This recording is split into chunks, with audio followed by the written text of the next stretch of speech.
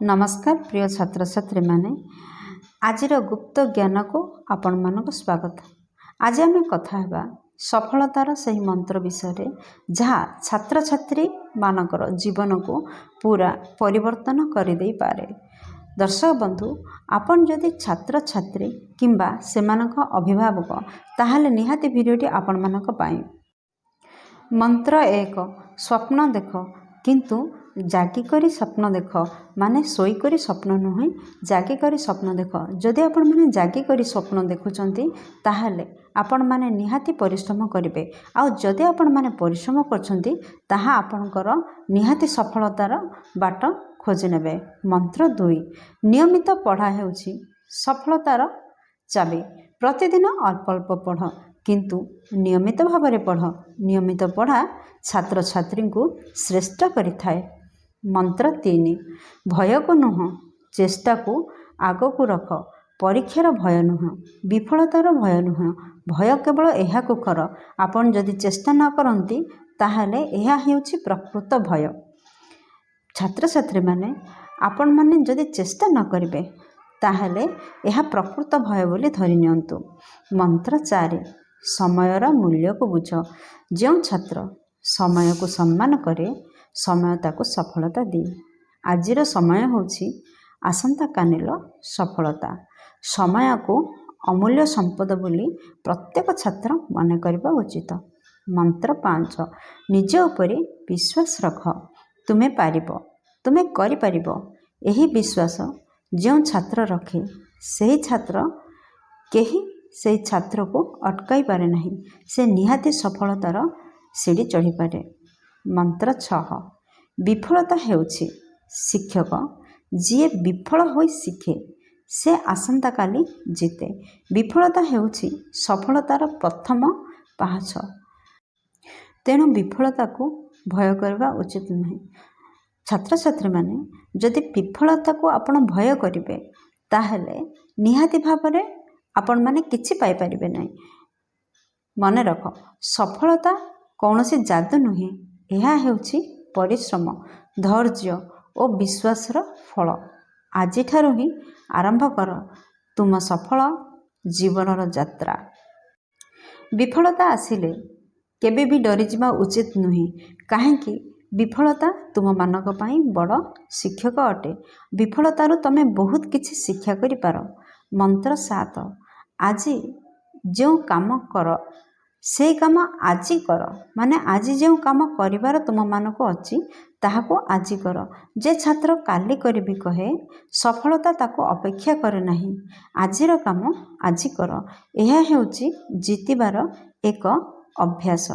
मंत्र 8 मोबाइल तुमर मालिक नुहे मोबाइल हेउछि एक साधन मालिक तो तुमे निजे।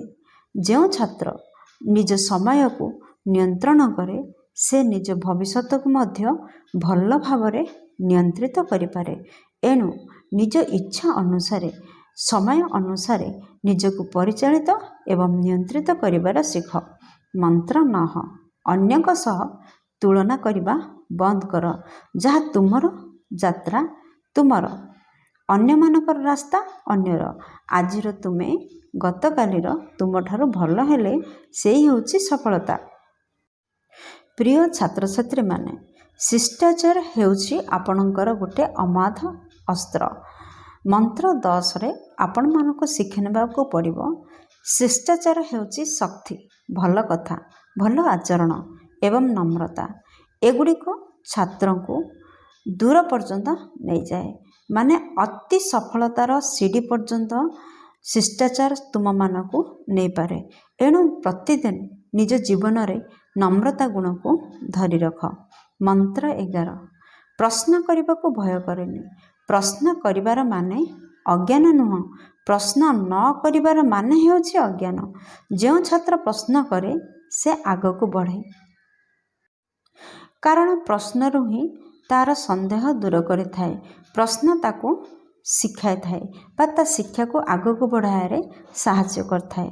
मंत्र 12 धैर्य हेउछि सफलतार मूल।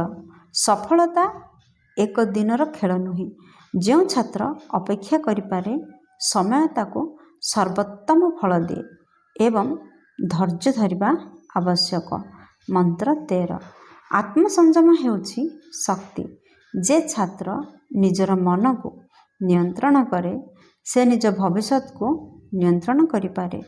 କ୍ରୋଧ, ଆଳସ୍ୟ, ଆସକ୍ତି ସବୁକୁ ଜିତିପାରେ ସେହି ଛାତ୍ର। ସେ ହିଁ ଉତ୍ତମ ଛାତ୍ର। ମନ୍ତ୍ର 14। ଅସଫଳତାକୁ ଗୁରୁ କର। ଯେଉଁଠି ତୁମେ ଅଟକିଲ ସେଇଠି ଶିଖିବାର ସୁଯୋଗ ଅଛି। ଭୁଲ କର କିନ୍ତୁ ସେହି ଭୁଲକୁ ପୁନରାବୃତ୍ତି କରନି।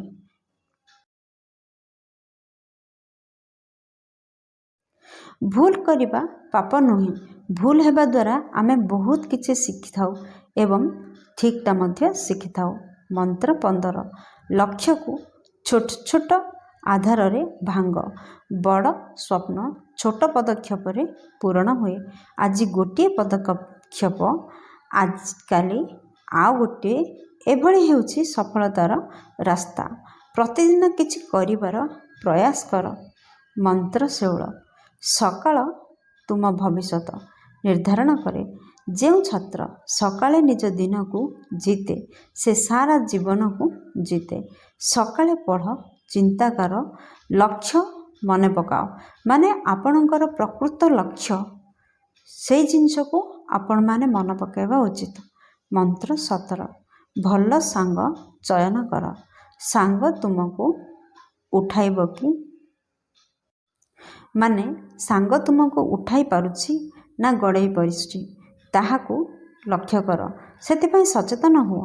ଭଲ ସାଙ୍ଗ।